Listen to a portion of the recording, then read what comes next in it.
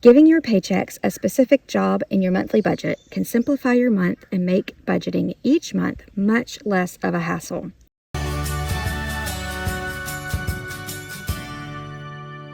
I start out each month by listing out specific goals for that month and checking the family calendar to make sure I don't have any extra events or expenses I need to consider before allocating the money coming in for that month. Giving your paychecks a specific job in your monthly budget can simplify your month and make budgeting each month much less of a hassle. If you take this route to budgeting, you will know what to pay or save with every check as it comes in. So even if you have forgotten to write out your monthly budget, you will have a good starting point of what to do with the money you have in hand so it won't fiddle away in your account with mindless spending as you place Write the Budget on your to-do list. The first thing you're going to want to do is to list all of your income in the weeks that it's supposed to come in. I find assigning a specific color to each week of the monthly budget makes it easier to read and less likely that I will look at an incorrect number when I work through this budget later in the month. These are my favorite erasable pens that I got from Amazon. I've put a link to them in the description box below. Before attempting to separate expenses, go ahead and list everything in the monthly column of your Money Made Easy planner.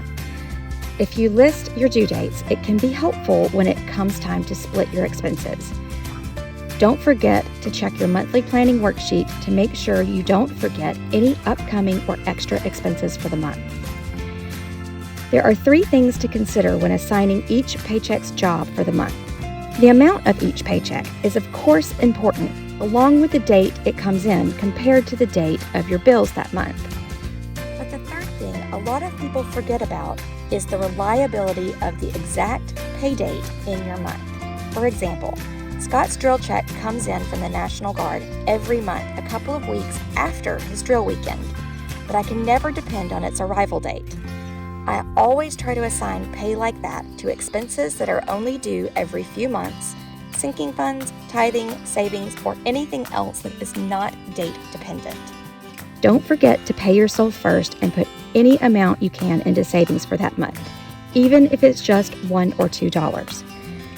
Savings is completely addictive, just like spending. You just have to choose your addiction. In our home, we work off of a month-ahead fund.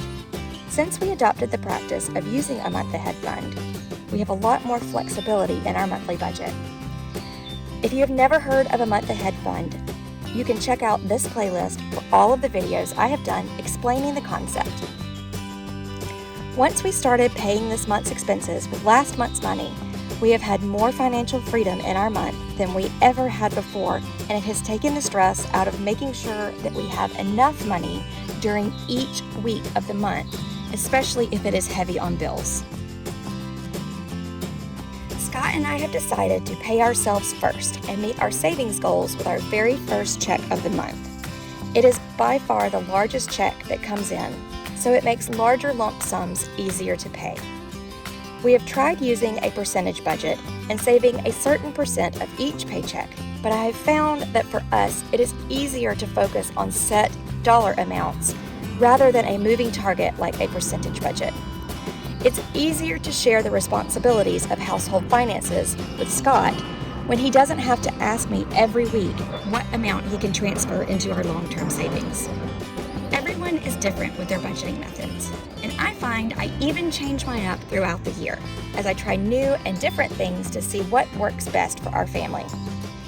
Currently, I like to pull as much of our cash budget out of the bank at the beginning of the month as possible. This would include cash envelopes and sinking funds. We live a very long way from the bank, and I find it's much more likely that I will get all of my cash envelopes stuffed for the month if I do them all at one time. So for this month's assigned jobs, the VA disability money and the first of Scott's monthly paychecks will cover all of our savings, cash envelopes, and sinking funds. For Scott's second paycheck this month, I'm assigning all of the household bills at our family vacation fund. We are able to have such a large vacation fund in our month because we choose to live tiny, so we have very low housing expenses. If this is your first video of mine, be sure to check out this video for a peek into our tiny house and how we fit our family of 6. The last and lowest paycheck of the month is Scott's National Guard pay. As I said before, the date fluctuates greatly depending on what weekend he drills that month. There can also be large swings in the amount of the check, as sometimes he picks up extra duty or he may have his annual training that month. Okay, everybody, that is it. That's how you give your paychecks a job. Until this season of life that we are currently in, a single paycheck never covered any one category of our expenses. So this is how I would manage each of our months. That way I didn't have to think so much when it came to every paycheck coming in. Let me know in the comments below if you have any more questions that I can answer with our next month's budget in June. As always, it is a blessing to have you in our lives and in our homes. Thanks so much for watching. I'll see you next time. I hear Mary Claire fussing. Yeah. Do we care because we're in a hammock? Yeah. No. No. We're just relaxing. Yeah. And Danny's playing tug-of-ball. And Danny's playing tetherball. And Kate's running and playing. Yeah. And we're relaxing in the hammock. We're relaxing in the hammock.